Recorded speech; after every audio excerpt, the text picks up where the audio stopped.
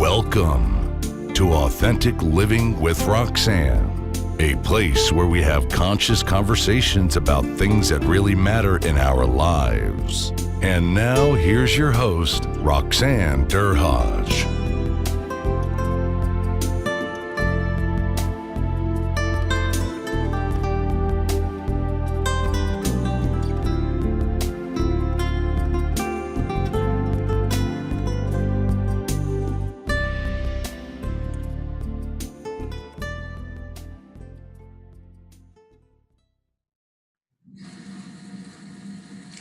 So welcome, Sara. Welcome to the show, and thanks for having me. You're welcome. So you've been coaching now for quite a while, right? How long have you been coaching? It's been actually a little bit more than 2 years now that Okay. that I've been coaching. So tell the listeners a bit about your background, and obviously you've had a path, and I think to have lived, I often say, is to have had pain. But you know, you've been through a lot for being as young as you are. So tell them a little bit about your path and what got you to the point where your passion or your calling is to help people that have been in pain and to see the other side of it. Okay, sure. Well, my background and my story is might be a little bit different because I was born and raised in Iran, in Tehran, which is the capital. It's a big city, crazy city, very crowded, but I have very good and fond memories from my childhood. Very loving family. We had our ups and downs, but very loving family. And it's funny because I was really good at gymnastics and English and literature, but I ended up studying medical laboratory science at university because I don't know if you know or not, like education is huge in Iran. So my parents, like other Persian parents, wanted and expected me to become either a doctor or a lawyer, or an engineer, right? So when my gymnastics coach told my mom to send me to Russia to become the second Nadia Comaneci, my mom just freaked out and she stopped taking me to classes. No, go and, study medicine or whatever. So anyways, but I always loved, physical education. I always loved English and literature, but I ended up studying medical laboratory science. I worked actually as a lab technologist for a few years in a lab in Iran. But you know what? It was like working with microscopes every day was not my personality, right? And I was a people person. I'm very much like my mom. I got her personality. She was very outgoing. She was very friendly. She was a people person. She was into self-help, self-development, all the psychology and stuff like that. And the older that I'm getting, actually, the more I realize that I'm getting, becoming more like my mom. So, which is very interesting. Anyways, so I got married in Iran, and fast forward, in 2007, we landed here in Canada because before I got married, I had already applied for immigration in Canada.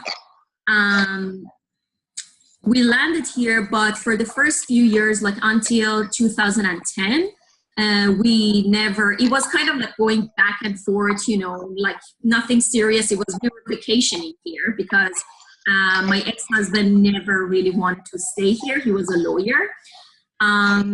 So when 2007, when we landed and we stayed here for like a month only, a nasty thing happened between us, and I decided to separate. I decided to divorce him.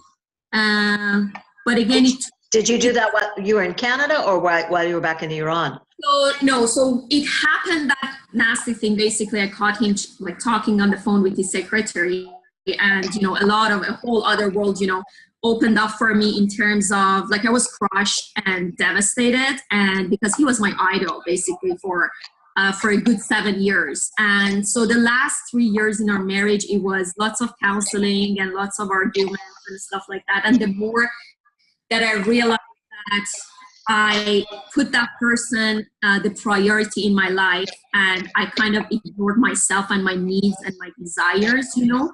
And the more I started to speak up, and the more we got into more arguments. So it was 2010 that I decided to settle down here. So I came here by myself. I told my ex that I filed for divorce, right? So, but that year, 2010, was the worst year of my life. I can tell you, Roxanne. It was very tough for me, because at the same time that I filed for divorce, and I already told my mom that I filed for a divorce. And she supported me. She always supported me. And she passed away in 2 weeks in Iran. Oh. And I was here. And basically, 3 major heartbreaks in that year. I got divorced. I lost my mom. And I left my country and started living in a country which is totally different from my country. You know, I didn't know anyone here. I didn't have any friends here. I didn't have any family. My sister used to live in Vancouver back then. It was pretty tough for me. You know, that year was the hardest year for me. And both people that I counted on so much, my ex and my mother, I lost both of them. And I had lost my dad when I was 25. He lost the battle to cancer, and that was pretty tough too. So for me, that was a decision to make. I made the choice, and I made the decision to live here. And I made that tough decision based on the values that I have in my life. Which was not easy at all, because I was totally out of my comfort zone. People here speak a different language, and everything is here. It's different, you know. The loneliness that I was going through for the first couple of years, it was really tough. So I started building my own circle of friends, and so the first few years for me was exploring myself, and because I kind of experienced, and still a little bit honestly, the loss of identity. I did not who I was. I did not know what I was doing here, because I knew that I would have been way more comfortable living back here. So for me, it was all about exploring and figuring out who I was, right? Because now I was living in a country that I have all the freedom. I didn't have to wear any hijab. I could go to salsa classes. There was no one there to tell me, oh, be home at that time, or cook for me, or, wear this or wear that. I had the complete freedom, and I was all by myself. So I tried a lot of things. I tried all the self-development classes, the courses. I tried even skydiving. For a while, actually, I became very destructive, to be honest. I broke my left arm twice, and it's just, I just tried to find myself and see who I was and what I really wanted to do here. And it's funny because I started teaching ESL, English as a Second Language, here, and that was, at the time, that was my dream come true. Because there was always this, assumption that, oh, okay, so because people are native speakers here, who would hire you as an English teacher, So that was my dream come true. And I love that. For a few years, I taught English. I loved that. It was so much fun, with, fulfilling, rewarding, with all the students and the kids that I had. But after a while, to be honest, I am still very conscious of my English. When I speak English, I don't want to make mistakes. I don't like it when people ask me, "Oh, where is your accent from?" You know, and here I am as an English teacher, like ESL, English as a second language. I loved it, but it was so draining for me. Like when I would finish all my classes, coming home, I was so drained because I had lots of energy not to make any mistakes, you know, oh, I don't want to mispronounce anything, or as a teacher, right? So it was very draining. And again, after a few years, I realized that I wouldn't really get up being very excited. And I realized that I had changed a lot. All the tough time and all the hardship made a different person out of me, I would say. And I realized that I wanted to do something more. I wanted to impact more people, especially women. And that's when I started searching. I didn't even know what I wanted to do, but I started searching, and I ended up doing, getting my certificate in life coaching from ICF, International Coach Federation. And this is basically my story, becoming a life coach. And then I shared my story in the book, in the best-selling book, Who's Gonna Stop Us Now? And that was beautiful. So I realized a lot of clients came to me, you know, reading my story, losing my parents, going through the divorce, moving to a new country, and how I basically overcame all those struggles. A lot of clients came to me and they wanted me to help them with their heartaches. And they wanted me to help them with their grief. They wanted me to help them with their losses, you know, with the loss of their loved ones, the loss of their trust, the loss of identity.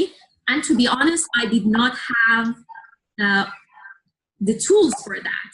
You know, I didn't even know how I helped myself, to be honest, but I realized that I needed to find out all the tools for these people to move forward, to basically to heal their heartaches, and I didn't know how. So that's how I ended up again finding Grief Recovery Method Institute, and I got my certificate, did my training. And that's funny because when I did my training, and I realized that how incomplete I was with my own loss and with my own grief. And I thought that I had dealt with that way before. So that was something new to me. I was like, oh my God. So in terms of grief, it's a huge area that a lot of people don't know how to deal with their grief and their losses, because there are lots of misconceptions around grief. Like, for example, when they say, oh, time heals any wounds, you know, time, you only get used to the pain, but time doesn't really do anything, you know. But the actions that we do during the time can help us, you know, get complete with our grief. So basically, this was a summary of how I ended up here. Wow. So you went through it, and you got through it, and you kind of went from thing to thing and kind of tried lots of different things. And like you said, sometimes you thought back and you thought, oh boy, I shouldn't have maybe done that thing. Yeah. What you did is then you thought, okay, people are coming to me for guidance because I'm, you know, an inspiration. How do I then teach them from a space, but now to allow them more of a process to get through grief? And I, you know, in my practice, obviously over the years, I do work with trauma, and I've worked with grief over the years as a psychotherapist. It's a tough process, and having gone through loss myself, it's one thing to go through it. You know, I've gone through a divorce, you know, 8 years ago myself, and recently had lost my little sister. You know, and you know, to one thing to be a professional that has dealt with patients for, you know, over 25 years, or to coach people through it, but then when it's your own process, you know, gone are the theories and the literature, and you know, then it becomes real, and that's when it becomes like, okay, what am I going to do now? Like, I've got to apply all the things that I know works. But it's like, you're so right, time does not heal. It's how you process the stages and be able to kind of get through it. And I think a lot of times people, they avoid it completely, and it becomes a thing separate from them that kind of keeps them stuck. Would you agree with that? That some of the people coming to you, that's what they. Oh yeah, definitely. And you know, it's funny, like you kind of briefly mentioned that. So when everything happened to me, especially in the first couple of years that I was here and I was going through a lot, nothing would make sense to me, you know, like people were like, oh, everything happens for a reason, blah, blah, blah. So none of them really made sense to me, you know, and I was so angry. I had so much anger towards everyone and everything, and even God, like, why me, you know? Yeah. But now everything makes perfect sense for me, you know? Now I'm like, okay, now I know why I went through this, because now I can help other people. And all these people who come to me, all these grievers that come to me, they think that they're dealt with their grief. But what they've done is they've just buried pain.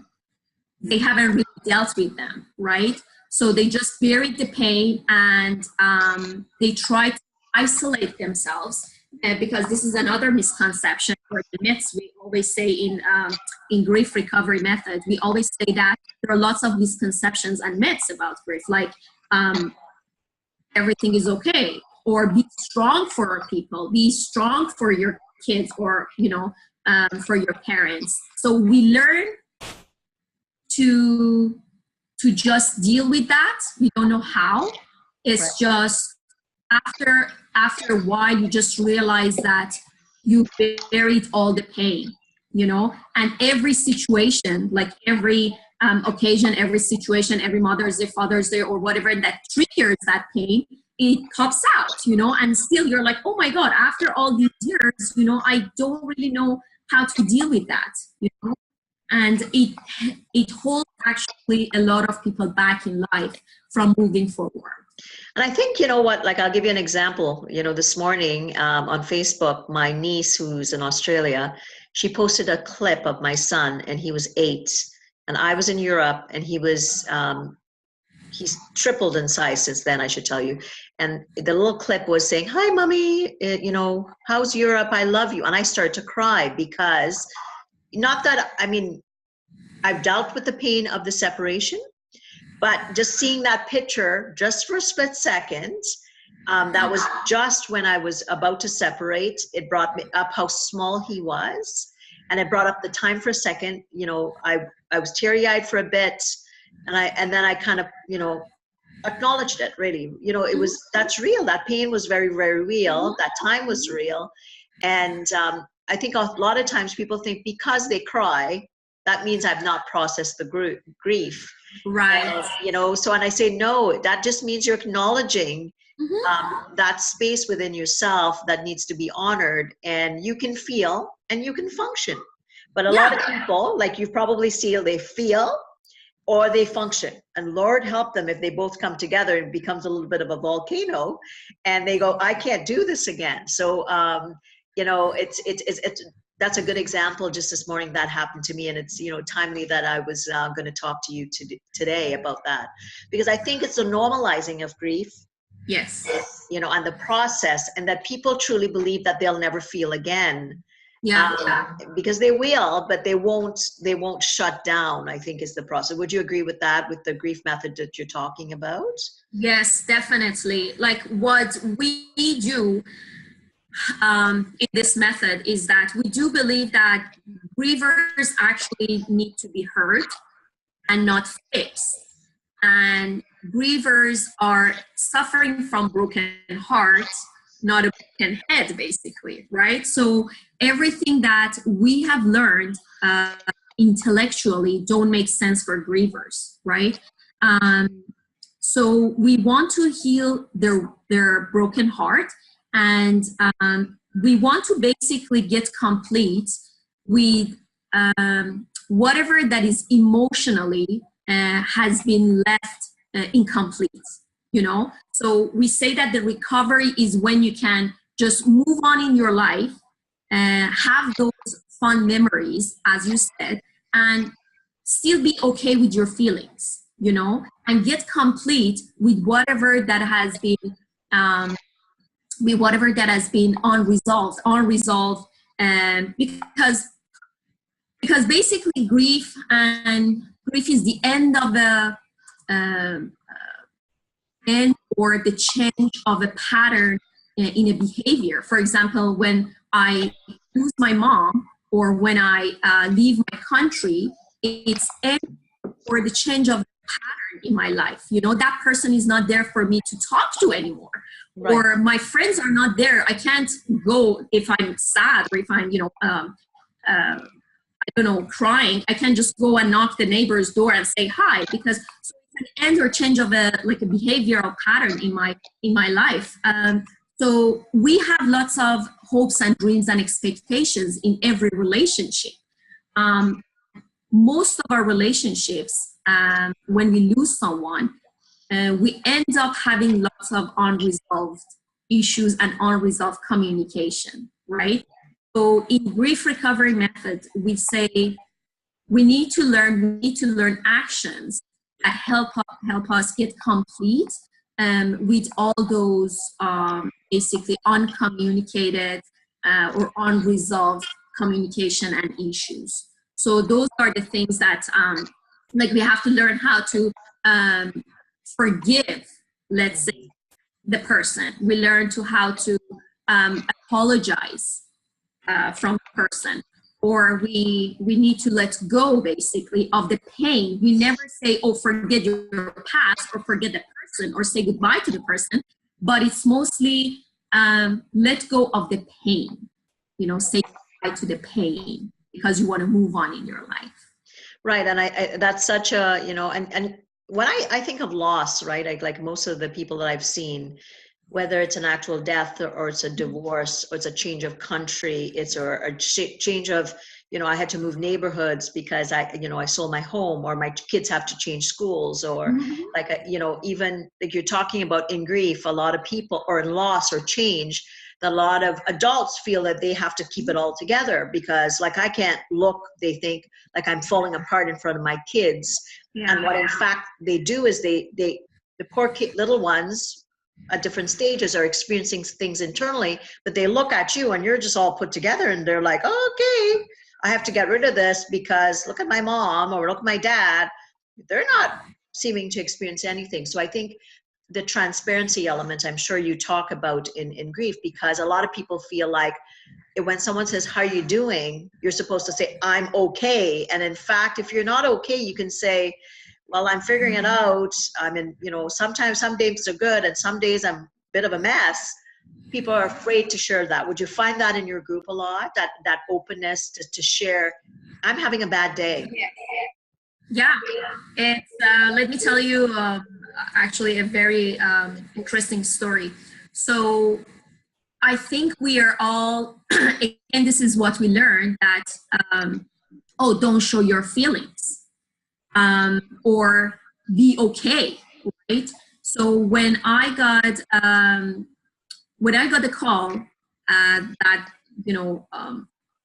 bad call when my mom passed away in Iran, I was at work, and you can't imagine, Roxanne, how devastated I was, right?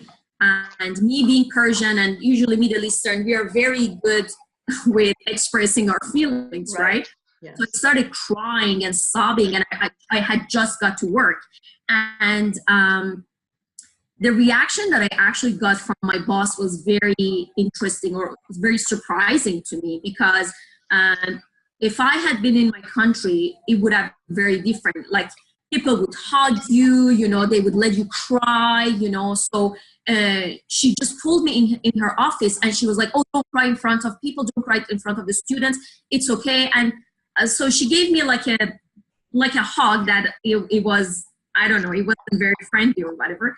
And that's it. And it was such a different experience. So I learned that, oh, okay, Sarah, show that you're okay, right? And for a good 2 years, maybe not every single night, but a lot of nights, I cried myself to sleep. Mm-hmm. And in the morning, I put a big smile on my face and I went to work. And every single person, Sarah, how are you? Oh, I'm fine, I'm great. But I was dying inside. No, I'm not fine. My mom is like, I can't pick up the phone and talk to her. Mm-hmm. You know, I'm financially having a problem. I'm emotionally having a problem. Where are all my supports? Where is my dad? You know, where's my husband? I don't even know who I am anymore, you know? So, and you're right. Like, we learn not to actually express our feelings. We learn to say, oh, we're good and we're okay. And I think this is what's important it is important to educate people and let people know that it's okay not to be okay, basically. Right, to give them the permission. And I often think that sometimes the teachers, I think of my son as being as one of my most powerful teachers, because here I am, I'm separating. Yes, my life is falling apart, but I still have to function, right? I still have to be a mom. I still have to run my business. I still have to run a home. And then, you know, so what I did intuitively is I just surrounded myself, because unlike you, because I was not new, I surrounded myself with just the warmest, all the people that were in my life that loved me, my family, my close girlfriends, their families, their kids, and we just got together. And it didn't make sense a lot of times, but I felt like, you know, I often say that those times are like I got through it with warm, fuzzy blankets of people that loved me. And because at times I was like, I couldn't remember, now I can't remember some of the times that, you know, the days involved in those events.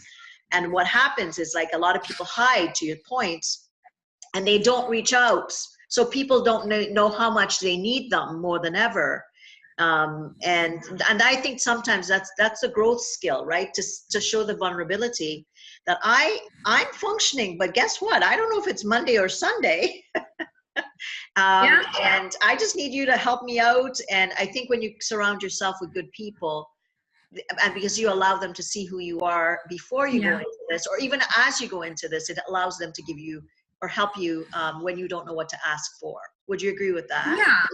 Thanks for tuning in to Authentic Living with Roxanne, really creating the space for positive, healthy change. Roxanne is a keynote speaker, psychotherapist, and coach. To work with Roxanne, visit roxannederhaj.com/blueprint. We'll see you next time on Authentic Living with Roxanne. Right? It's funny because some of the two of the YouTube videos that I uploaded on my channel, the most viewers were the ones that I was talking about grief and what not to say and what to say to people who are grieving or someone who has lost her loved one. And people, surprisingly, they don't know. They're like, oh my God, we always did this. Or, for example, when we say, oh, your mom, at least she lived her life, or she's at a better place. You know, those are all intellectual comments, you know. I don't want to hear those things. And people don't know how to comfort you, you know. And, or for example, when you say, oh, I know how you feel. No, you don't really know how I feel. Maybe you had a similar experience, but your relationship might have been very different. Everyone has a unique relationship with their loved one, or any situation. Like, for example, as you said, divorce. I can't talk about my experience and what I went through, but I can't really say, oh, I understand how you feel, because your relationship must have been very different. And something that you mentioned, that surrounding yourself with good friends, it's very, very important. There is something in a grief recovery method that we always talk about.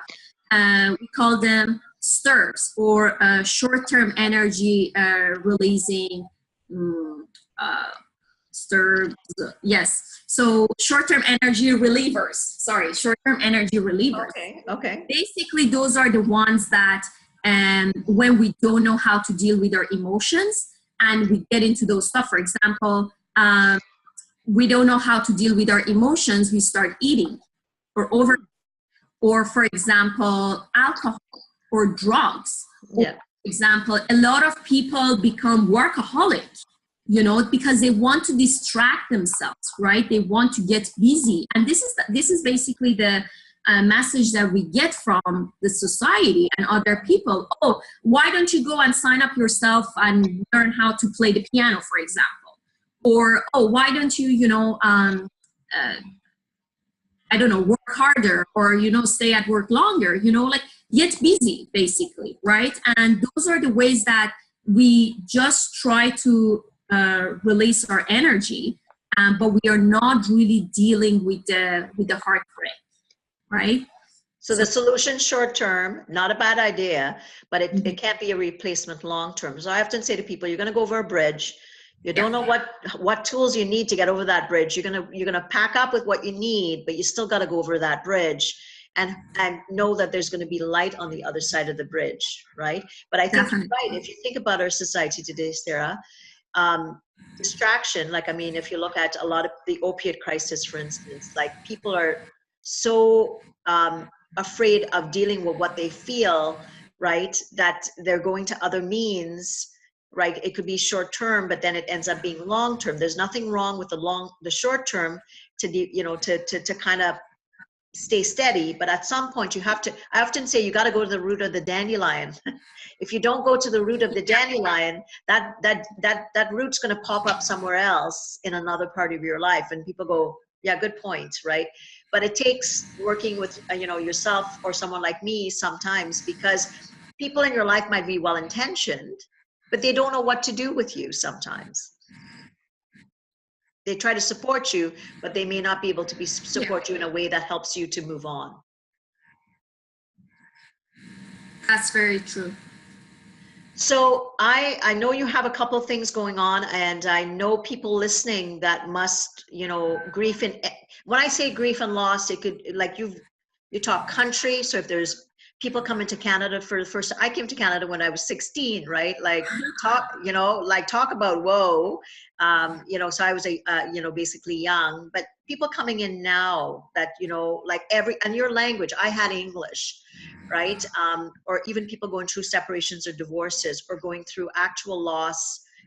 All those things are things that you deal with. So I know you have some programs that you offer. So I would love, and a retreat coming up in the fall, which I would love to hear more about. So why don't you tell people listening a bit about it and where they can get a hold of you so that they can connect if they wanted to work with you, Sara?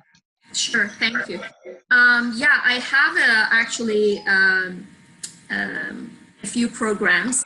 I have my coaching programs, which I do one-on-one, and I have some classes, some courses, like 6-week courses. It's called Dare to Be Bold.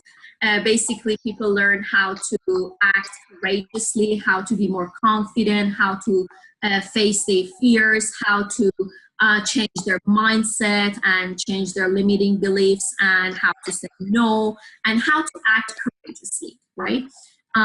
This is the course that I'm actually offering. I do a lot of one-on-one coaching. I have different packages from 6 weeks to 6 months. All the information is on the website. In terms of the grief recovery, I have actually, again, both one-on-one. The one-on-one course is usually seven sessions or 7 weeks. And the group coaching or the group grief recovery coaching is 8 weeks. And again, all the information is on the website. I had a retreat for the first time. I'm very actually excited about that because I realized that women love to do retreats. I love traveling myself and exploring, all those new places, especially in Canada, beautiful places. But I realized that really women are so stressed and they just want to get away. They just want to, just be together for a little bit, learn, have fun, get quiet, do meditation, do yoga. So anyways, the retreat is called Self-Love Retreat. It's in fall. Again, the information is on the website. And people can find me on my website, www.sararahimi.ca or www.lifecoaching.com. I'm on Facebook, I'm on Instagram, and those are all the information. Well, thank you so much, Sara. This has been wonderful that you could create such a jewel from some of the adversity that you've been through in your life, and the strength that you've gained, going through such a dark spot. It obviously has given you a gift to be able to help others. So thank you for what you're doing out there in the world. And, for me, I think of, if we can just be ourselves and be authentic, regardless of what we're going through, what a gift we give to others when we can do that. And, with me, it's about living authentically and being yourself. And you never know when something small like a hello or a warm hug or a gentle word to someone in a line before you might be something that's all that's needed to be. So you may never know how you're leading in some way authentically by a small gesture. So continue to do that as often as you can. If you're wanting more information on me and my brand, you can go to roxannederhodge.com/blueprint. That will give you the opportunity to get a free course on authentic relationships. And I look forward to connecting with you again soon. So thanks again, Sara. Take care. Thank you. Okay. Bye. Bye. Thanks for tuning in to Authentic Living with Roxanne, creating the space for positive, healthy change. Roxanne is a keynote speaker, psychotherapist, and coach. To work with Roxanne, visit roxannederhodge.com/blueprint. We'll see you next time on Authentic Living with Roxanne.